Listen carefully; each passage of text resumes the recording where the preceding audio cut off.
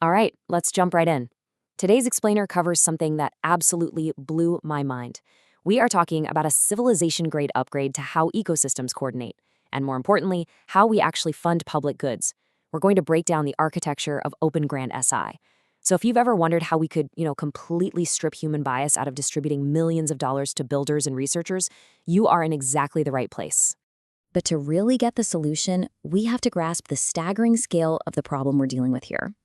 Out of the roughly $1 billion deployed annually in the grant industry, up to 60% of that capital is simply wasted. It's misallocated. Why? Well, because the current system is driven by hype, recency bias, and frankly, committee capture. It completely misses the mark on funding real, long-term, compounding value. Okay, let's dive into this structured path. We'll be covering 1. The broken grant system. 2. Meet Open Grant SI. 3. The 4-phase consensus. 4. Zero-knowledge privacy proofs. 5. Security and the crucible. And finally, 6. Human-guided governance. Section 1. The broken grant system. Funding the loudest. The reality is, traditional funding relies on flawed human committees that just don't have tight feedback loops. And because of that, they continually fail to fund the quiet infrastructure, the essential plumbing that actually makes an ecosystem work, or the late-blooming research that doesn't immediately grab headlines. We essentially reward the projects that trend socially, which leaves a ton of vital public goods totally uninvestable, just because their immediate value isn't obvious. Section 2. Meet Open Grant SI, the brain, shield, and heart. The juxtaposition here is literally night and day. In the old system, you had manual reviews, a massive reliance on hype, and builders basically having to expose all their sensitive intellectual property just to prove they were doing something valuable. Open Grant SI flips that entirely. It's a self-improving, mathematically precise swarm that outright replaces those biased human committees. We're talking about swarm math here. It evaluates projects continuously by looking at raw, undeniable signals, actual code commits, on-chain activity, contributor graphs, rather than manual reviews. And it does all of this while keeping everything ZK verified for total data privacy. So how does all that data actually turn into funding? It all feeds into one absolutely crucial, fully auditable allocation formula. The total grant equals the overall budget, that's B, multiplied by the project's specific phase score, S, multiplied by its efficiency, E, and finally, its public good externalities, represented by P. It is 100% math-driven. Your funding scales exactly with your verified impact. If you've ever poured your heart into a project only to be totally ignored by a committee, this is the math that finally levels the playing field for you. Section 3. The 4-phase consensus. The brain. It's like a giant dynamic puzzle watching how this works. The AI swarm autonomously graduates projects through 4 distinct phases based purely on real data trajectories.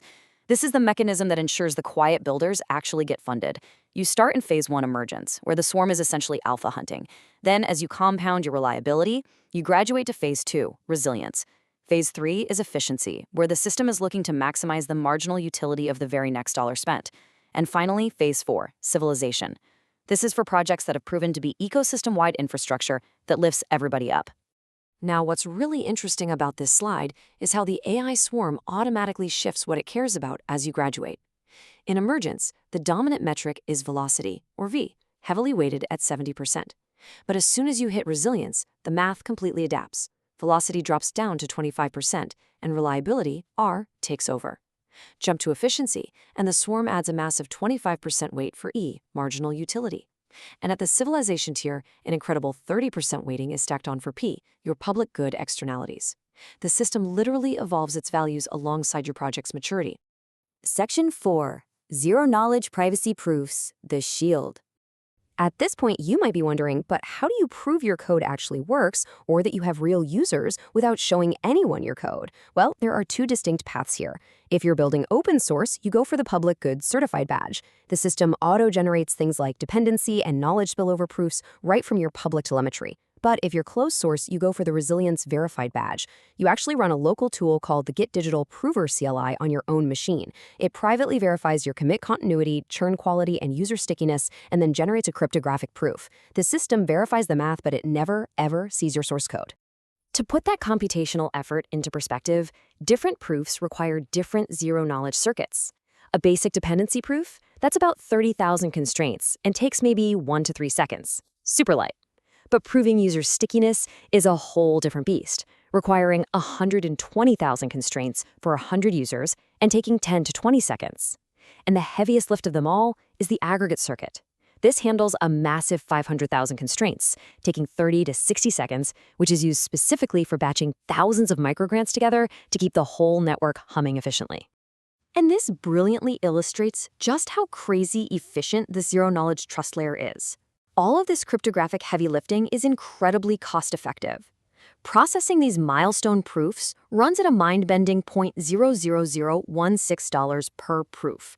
We're literally talking about fractions of a penny to trustlessly verify real-world impact. No way a human committee could compete with that.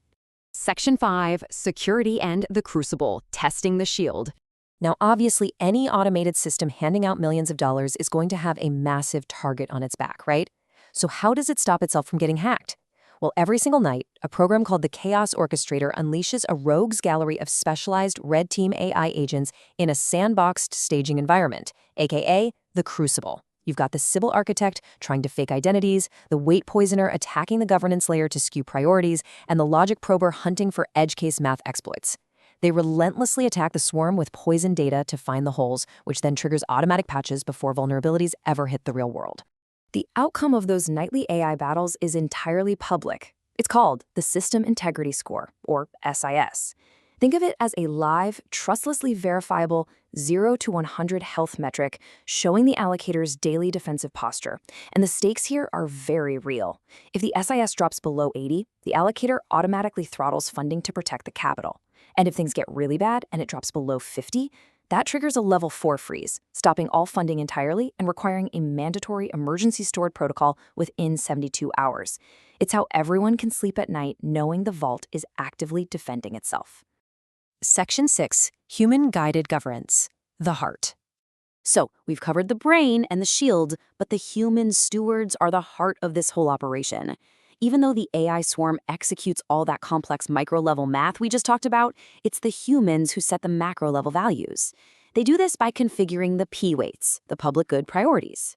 Stewards decide how to divide up the funding pie across 5 categories: knowledge production, coordination infrastructure, risk reduction, onboarding and growth, and persistence and maintenance. All these have to equal exactly 1.0. By setting these numbers, the stewards are literally giving the swarm its marching orders on what the ecosystem values the most.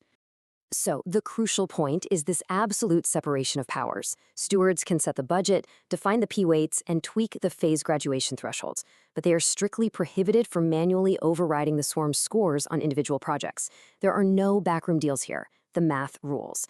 However, just in case something goes completely off the rails, the humans do retain a strict 72-hour emergency veto on allocations, but pulling that lever requires a highly visible 3/5 supermajority. Open Grant SI is just a complete game changer for ecosystem coordination. It perfectly balances human intent at the high level with totally autonomous, bias-free, privacy-preserving execution down in the trenches. We finally have a way to filter out the hype and focus purely on the raw data of compounding effort.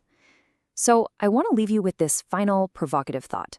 If the math decides the funding, what will your ecosystem choose to value? Thanks so much for joining me on this explainer, and as always, keep learning.